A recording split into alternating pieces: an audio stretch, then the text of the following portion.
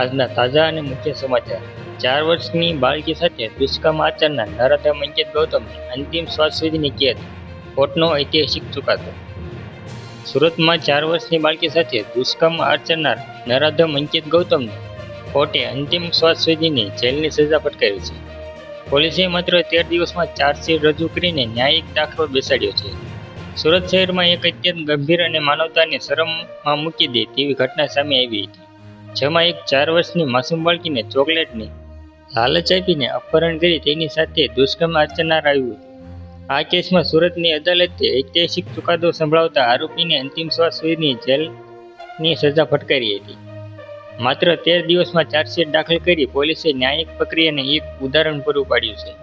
વર્ષ 2024માં સુરતના ચોક બજાર વિસ્તારમાં પંડોળ ગામ નજીકથી એક 4 વર્ષની બાળકી પોતાના ઘરની બહાર રમી રહી હતી. રાત્રે આશરે 8:30 વાગ્યાના સુમારે 37 વર્ષીય નરાધમ અંકિત ગૌતમે બાળકીને ચોકલેટ આપવાની લાલચ આપી તેનું અપહરણ કર્યું હતું. આરોપી બાળકીને નિર્જન સ્થળે લઈ ગયો અને ત્યાં તેની સાથે બર્બરતાપૂર્વક દુષ્કર્મ આચર્યું હતું. મોડી રાત્રે વેડ રોડ પર આવેલી અખંડ આનંદ કોલેજ પાસેથી બાળકી અત્યંત લોહીલુહાણ અને ગંભીર હાલતમાં મળી આવતા સમગ્ર વિસ્તારમાં ભારે રોષ અને અરેરાટી વ્યાપી ગઈ હતી.